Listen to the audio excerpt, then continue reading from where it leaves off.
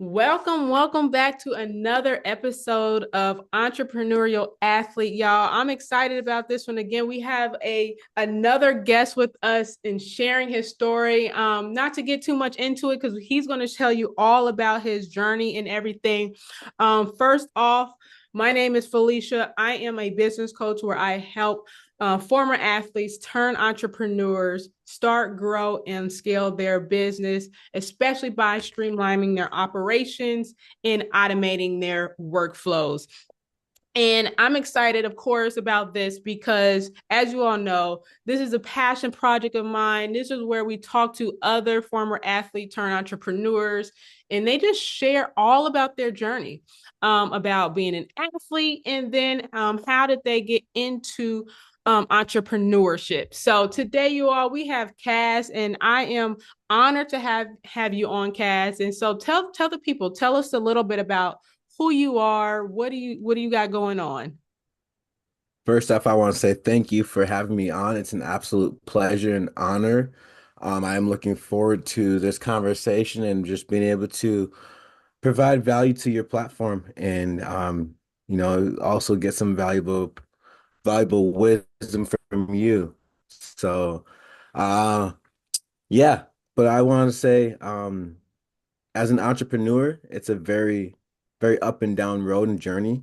And I believe that's the beautiful thing about life is life's not going to be perfect. Life's never meant to be perfect. We did not come out of the womb to live a perfect life. And God did not expect us to be perfect, right? And so as an entrepreneur, it is something where if you can balance that, you can balance life. And so, as for me, my background, a little bit about me, I reside in Minnesota, Minneapolis, Minnesota. Right now, it's about -5 degrees outside, so pretty warm. I think this is a great vacation spot for anyone through the months of December through March. And so, if you want to come up for a nice warm vacation, please do. I'd love to house you. But we got Anthony Edwards here. We got a good regular season football team here in the Vikings. Not a great playoff football team. We got a good baseball team, and so it's always we there's sports all around. And so that's what I love about this area is you can always just go to an event, go to a game. I love sports. I partake in sports. I run track, and so that fills my time up too. But yeah, went to school over at Bethel University for a little bit. I'm a college dropout. Not something I'm ashamed of, but something that's marked my journey. And it's been very instrumental and pivotal for who I am and how it shaped me. And so that's something that, has been cool to share to people. Sometimes you get mixed reactions and things of that manner, but that's who I am. We all have our own journey. And so, Absolutely. Yeah, yep. 100%. And that exactly.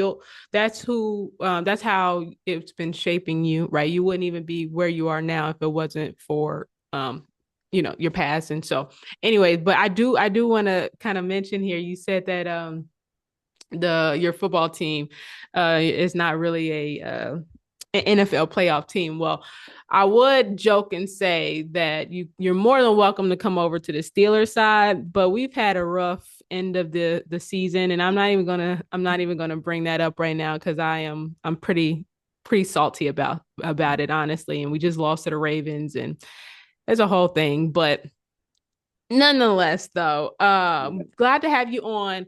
And so tell you, I know that you're training, right, for the Olympics. Is that right? Correct, yes. Oh my good. That's that's a goal. When people say, "Oh, you're training for the Olympics," I tell them, that was what I set out for, but it's kind of evolved over time, right? Because when you come across any track runner or person who wants to have a career in track, they say, "Yeah, I want to be an Olympics. I want to be an Olympics. I want to be an Olympian." But first, you gotta be professional first or you gotta really be at the top like college runner, And so I was never the top college runner. I barely ran in college track, and I'm not a professional yet, but being a professional is the only way I'm gonna get there. And so right now, I'm training just to be professional. And then if the Olympic time, qualifying time happens at the trials, I'm more than grateful for that. But My eyes are not just set on Olympics, Olympics, Olympics. That's a great goal of mine, that's a dream of mine. But I understand that there's more to it than that because there's a lot of people out there who are great professionals and have are very successful, but they might not reach the Olympic platform. So I'm curious, what got you into really wanting to be like a professional in running track? Were you So always doing I it as a, sorry, were you always a runner? I ran cross country in high school actually, and a couple years of track in high school. But I realized that I need something to amplify my message in the speaking industry. And I need something to really be able to relate to these kids that I speak to, the high school and college athletes that I mainly market and speak with. And so I realized that I'm not 5'8" not going to fare me too well in the basketball court. And I got a couple other problems where when I run full speed with the basketball, I sometimes lose it. And when I do shoot it, it doesn't always go in. And so those two things don't really mix well with basketball. And I never played football, so I'm not going to try having a professional football career. And a marathon is just a couple extra miles too long for me. So I'm not trying to be a great marathon runner. And so track was the one where I knew I had success running previously. And so I realized that if I put in some work, if I gave it my best shot, maybe something great could come from it and let God lead the way from it. And so it just placed on my heart. And I'm like, this is something where I know what it's going to, I don't know what all it's going to take, but I know it's going to take some effort. But at the end of the day, like we got these bodies. It's going to keep me in shape. It's going to allow me to be healthy. It's going to allow me to get in that mindset and mental fortitude of what they're going through to bring and pull out a message that's going to best serve them. Absolutely. And so with this background that you have of running as a professional, and then eventually I'm going to speak this into you, right? You're going to be an Olympian, okay? Um, then you are also wanting to use that as your background to get more like speaking engagements, like that's your goal. Yep. Awesome. I Yep. love that. And so who are you targeting when you're like your speaking engagement? Is it high schools? Oh, So right now I work with a lot of high school programs. I worked with a couple. My goal is to be able to start getting more into the college industry too. But right now I realize that the high school is really where it allows me to serve these kids before they reach a different level of life. When you're in college, you're by yourself, you're making your own decisions, and you're kind of just like not really listening to anyone and everyone. But in high school, you're still under a structured environment, Lord willing, and you're still able to be in a place that, from 7:30 to 2, 3 p.m. And then you have practice. And so you're able to be more guided and grounded into forming who you want to be. And so I realize with these high school kids that it allows them to you're able to reach them before they really get out into the real world. yep, 100%. Yeah, and I think that's in high school. I'm just thinking about where I was in high school, right? I think people and look like kids in high school definitely need someone to look up to, right? Because that's when Mhm. you're always you have nowadays, of course, you have social media and you can get very it's easy you can easily get consumed in that, right? Thinking that that is just what you should model your life after. And I think it's so important to have like a good role model and somebody that you can look up to, right, as when you're a high Mhm. schooler. And so for somebody like that's wanting to get into speaking engagements, like how did you like get into it? God, God.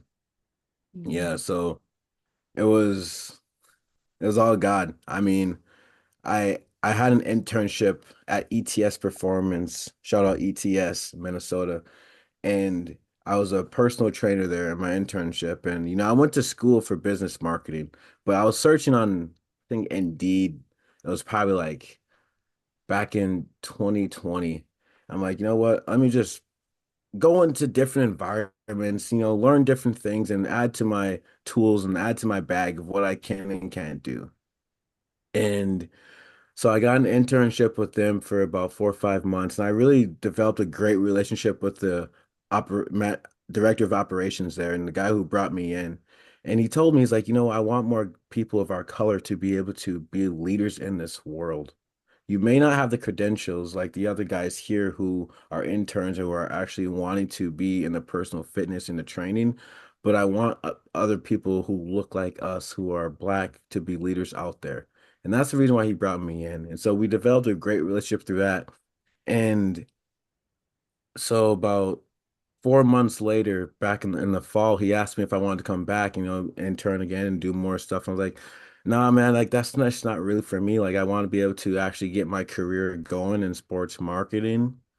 And then I got fired from my sports marketing job because I just didn't do anything. I was lazy. It was working from home. I didn't do Mhm. anything at all, bare minimum. And it's funny it worked that way because my dream was to always be in sports advertising and marketing. And Yeah. once I got the opportunity, I didn't even do anything. And so it's like, all right, well, I guess this just wasn't for me, and I got to develop more as a person. Mhm. And so that just led me to the entrepreneurial path a month later. And he saw that and he's like, hey, man, I know you have a passion for the youth and inspiring the youth and giving back, and you really relate to these kids. Would you be willing to come in and speak with them at the gym, like before their set workout sessions or following? And I was like, yeah, I could do that. It's been on my heart for the last couple of months and maybe give back and, speak life into these kids. And so that just opened up, about 5, 10 opportunities, throughout the next year to speaking to those kids, doing different workshops and 10-minute, 15-minute program. And so that's just really what launched it. And I was so blessed to be able to have that opportunity because a lot of people struggle with even finding that first one. A lot of people struggle with finding the third one. And I was just blessed to have that be a constant thing for the a straight year and having that ability to be entrusted in that environment and having the kids know who I am and that I actually do care about them because I trained them Yeah. previously. And so, And so yeah, what, it yeah, go it was just God sent, God sent.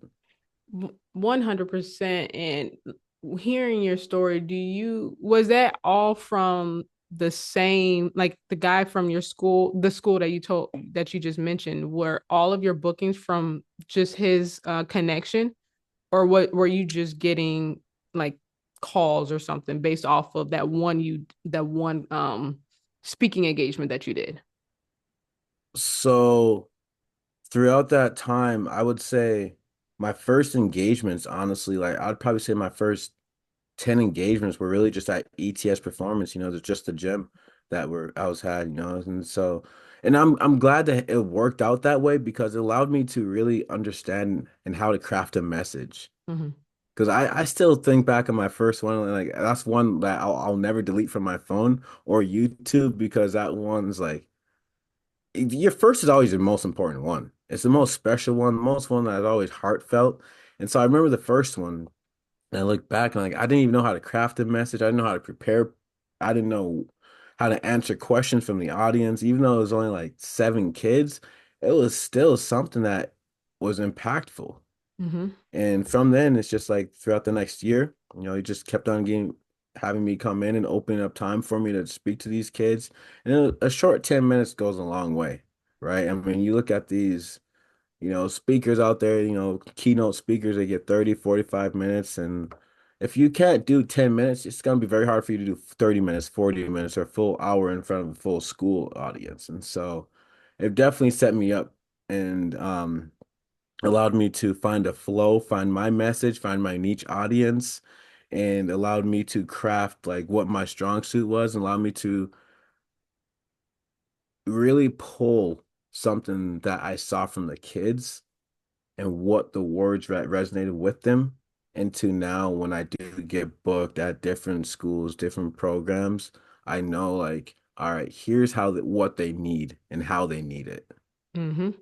Yeah, and I think that framework can work anywhere, right? Where it's like you have to get through like your whatever your first 10 20 anything like posting videos, or it can be like your first 10 people that you do a sales call with. You have to get through that Mhm. rhythm essentially to one, improve your skills, right? Because you don't know what you don't know. You don't know what you need to work on until you actually do the action, right? So for you, Yeah. you were saying you had to really get through those 10 speaking engagements in order to one, learn how to do and do interviews, answer questions, your messaging and all of that, right? So, you know, I'm framing it this way so that the people understand that one, just keep going. I don't, no matter how Yeah. ugly it may look right now, just keep posting, keep doing those sales calls, keep cold calling, however you are trying to get clients, whatever it is, just keep going, because at the end of the day, you're going to improve your skills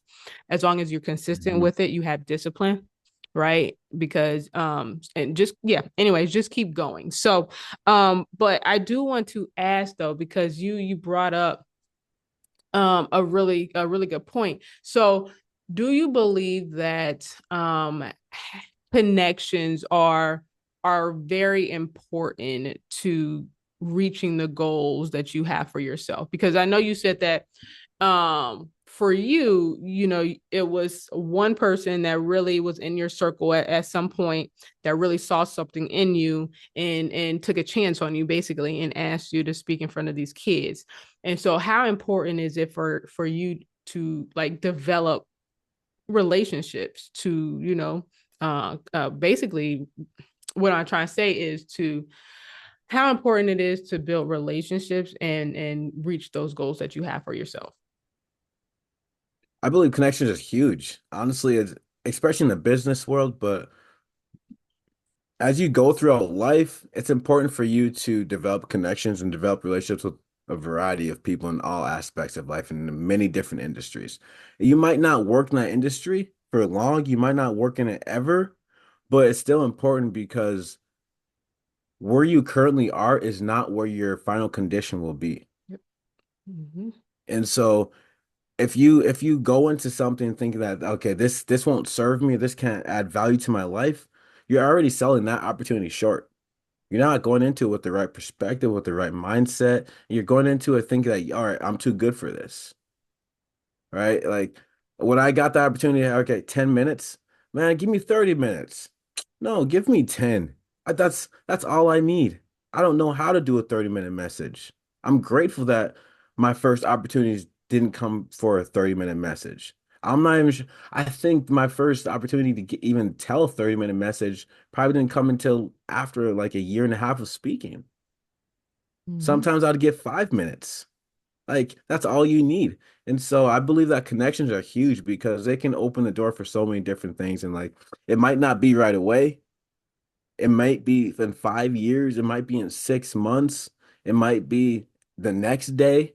But being able to develop connections and relationships with people, not just based off of money or based off of, oh, they're successful, but how can I provide value to their life? And then if I provide value, they'll be able to provide value to me. Yeah, yeah. I mean, and we all start somewhere, right? I remember Mhm. listening to a podcast. I might butcher his name. I think his name is Sticky Johnson. Oh man, he's a public Oh speaker. my goodness. Why did I know you're gonna say that? Inky Okay, Johnson. Serendipity with Inky Johnson. Inky. Oh my goodness. Yeah. So I heard that it was at a point where, of course, early in his career, for a long time, he was speaking free. Like he would go to places and he would speak for free. And I mean, look at Mhm. him now, right? I mean, he is this He's the profound, GOAT. speaker. He's the GOAT. He's the Yeah, he GOAT. really is. And it's just like, but it's just the reality of like we all like start somewhere, no matter how Mhm. small it is. And don't be ashamed of that, because that just because you start doing 10 minutes and doing it for free does not mean you stay in that. So Mhm. so yeah, I always go back to his story because it always just reminds me of like, look at him, like Yeah. I think I heard that he charges, don't quote me on this, like something around 200 and something, like six figures for a speaking engagement. And so, that's gonna be you one day, right? Watch. Absolutely. Absolutely. um, Absolutely.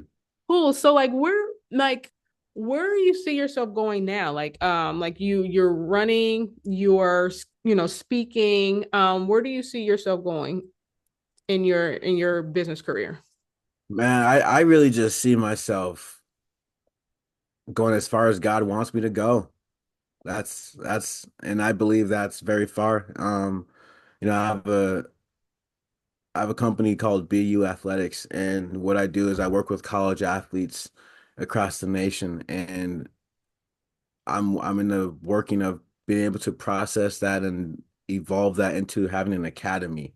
And so I want to be able to have a BU academy where I can bring in and train youth, high school, college athletes, professional athletes, but also in all facets of life in a holistic way, being able to develop them mentally and spiritually and emotionally, being able to have them learn about life and not just learn about the sport, because the sport's going to be taken away from you eventually. Hmm. Like, we're not all LeBron, we're not all Brady. Some of us are Inky, where we have a future career, but something a tragic event happens out of nowhere. And then we have to ask ourselves, who are we? Who are we? When it all goes south, who are we? Because it's going to either continue going south or it can eventually go north, depending on who we are and what we have internally instilled in our lives. And so I want to be able to help in any way possible and provide value any way possible and allow this academy to really go to the moon and beyond. I love that. I mean, I think it's very vital because I'm thinking about my own journey of when I graduated college and played basketball all my life since I was 4 years old. And I mean, that was literally my identity. And graduating, leaving my school, not playing my sport, right? I didn't go pro. And now I'm in the work field, now I'm like, what do I do? Like, I don't go to Mhm. practice anymore. Like, I just go to work all day and go home and do Mhm. nothing, right? Like, it's as a former athlete, like you lose your identity. And it is so Yeah. hard. It is really hard to find your footing in the world when you're not playing the sport that you have spent years dedicating your life to.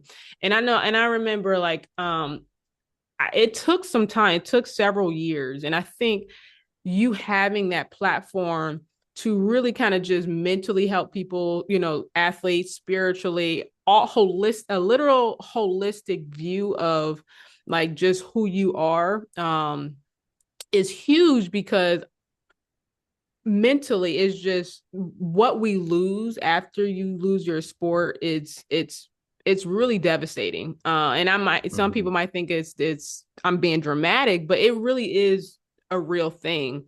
Yeah.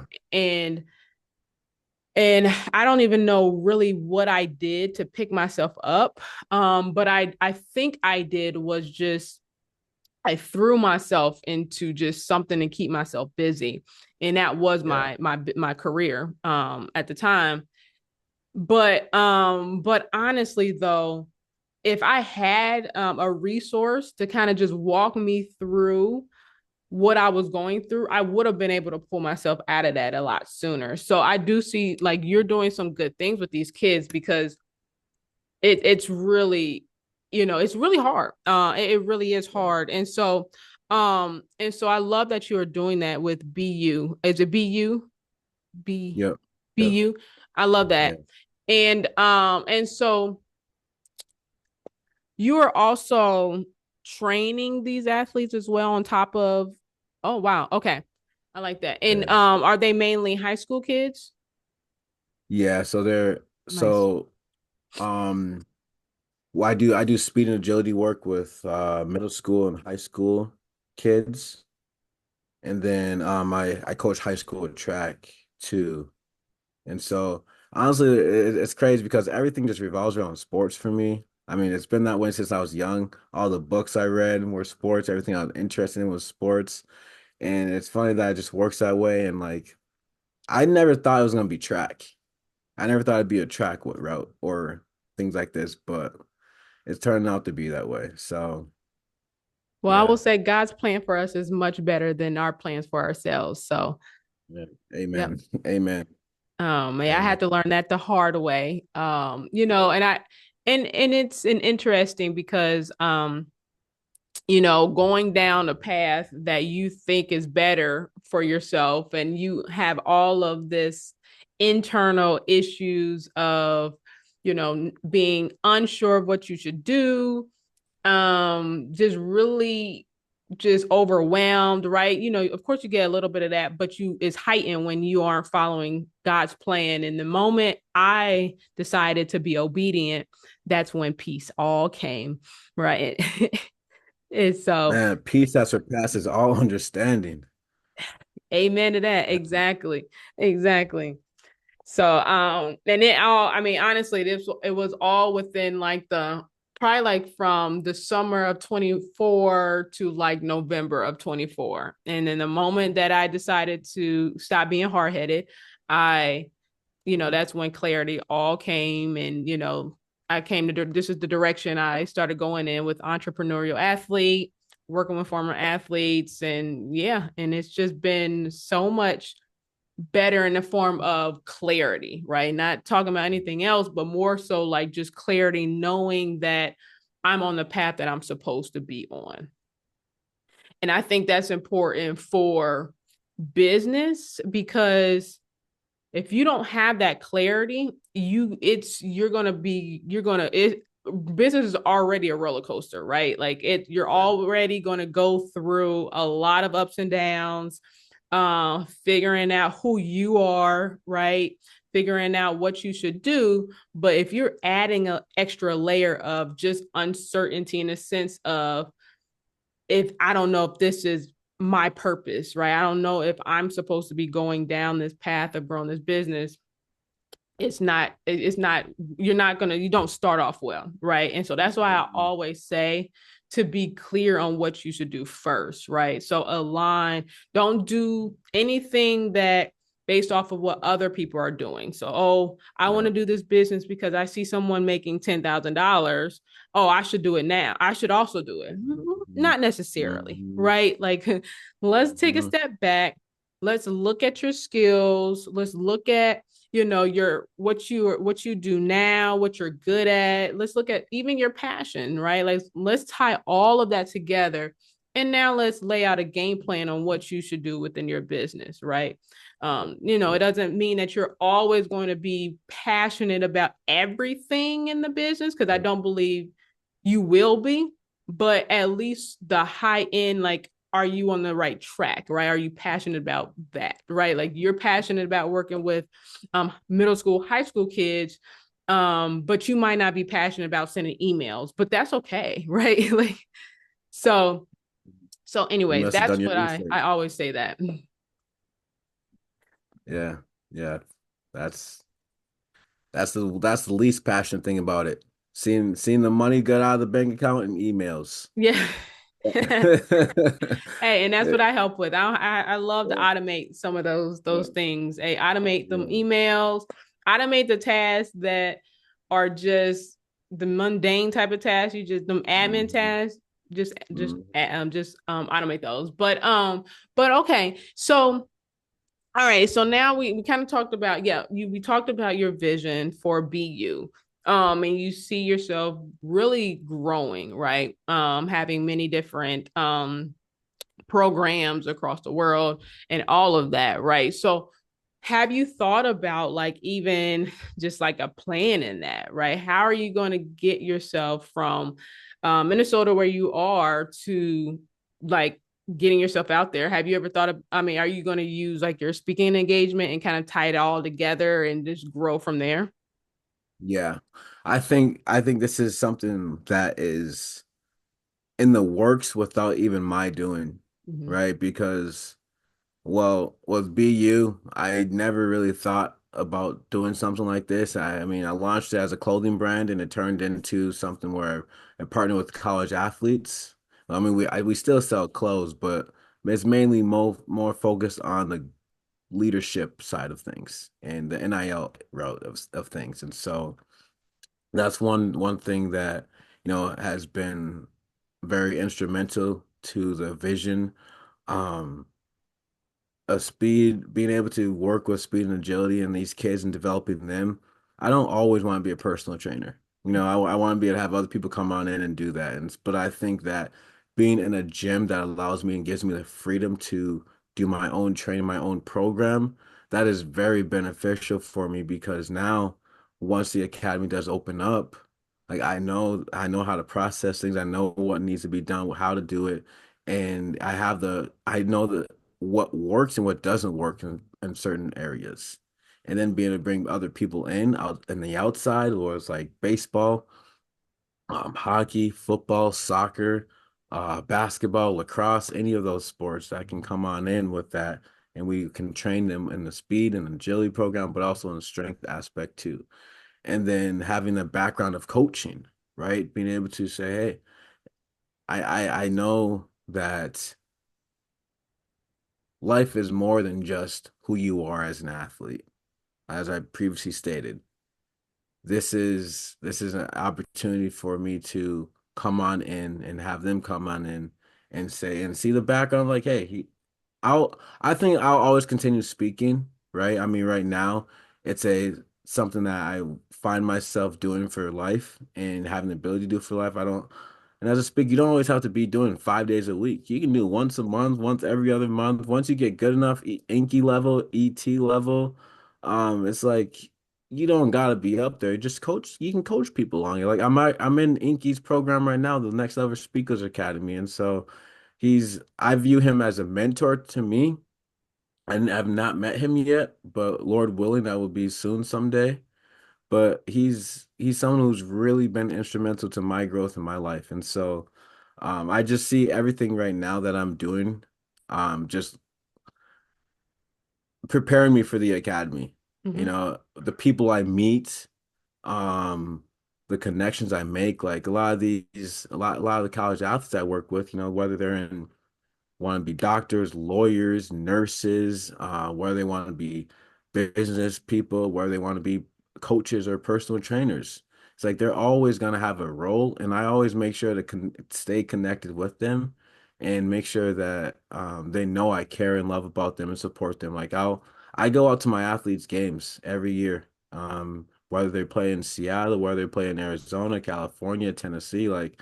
I'm gonna be there to support you, and I want you to know that you're always gonna have me in your corner rocking for you. And so that has shown them a lot about how I carry myself, how I value them, and just the kind of heart that I live with. Because I want people to know that like I live from the inside out. God commands us to live with the heart of love. 1 John 4:19. We love because He first loved us. And so I try to do everything out of love, everything out of good intentions, and making sure that people can tell and see that, like I want His light and His face to be shined upon me. And so I believe that with this academy, it's just going to continue evolving into that. And so, I love your heart, especially one for God, yes, and but also for the kids, right? I think that's so important because I had that when I was young within my coaches and things within my team, and as I grew older, that's what I do aspire at some point. I do have two small girls, and I know they'll be playing some type of a sport or they'll be doing something extracurricular.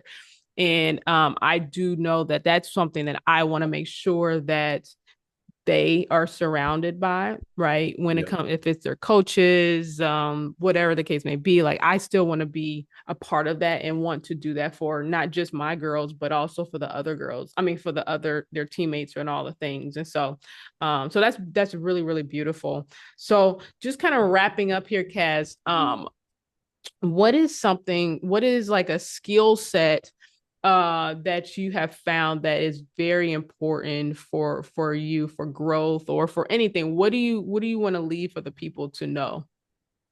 Hmm. Great question. Mhm. These two tie together hand in hand. Patience and value. Patience and value. I mean, you opened up with it. Try not to become a person of success, but rather become a person of value. And as that, as you evolve into the best and person that you're striving to be, the best individual that you're striving to be, you're going to have to be patient along your journey. Not everything is going to happen on your timing. The best things don't happen on your timing. And when you understand the art and the beautiful things that patience can do for you, you're going to be able to find a level of peace, a joy, more moments of happiness. You're going to be able to provide more value to other people, and you're going to be able to see how God is transforming your life into what He's created you to be, right? And it takes time. I mean, Jesus was on this earth for 33 years. He didn't start his ministry until his later years and really impacting people.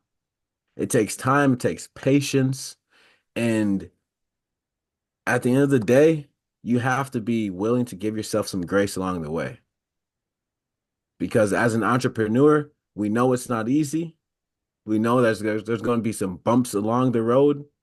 We know that there's going to be some hardships faced, whether it is entrepreneurship, whether it's athlete. There's two things that you are going to be guaranteed to see, and that's failing.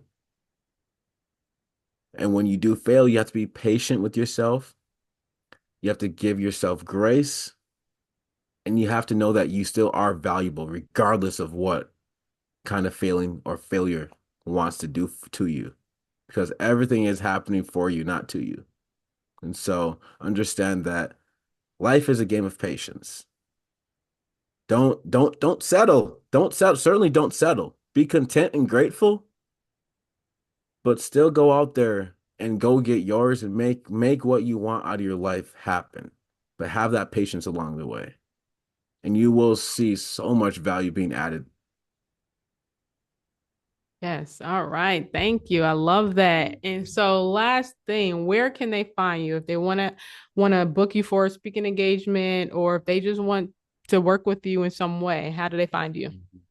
Yeah, you can find me on Instagram, on Facebook, on LinkedIn, on X at Kaz Langness, KazLangness, or KazLangness.com. Same spelling.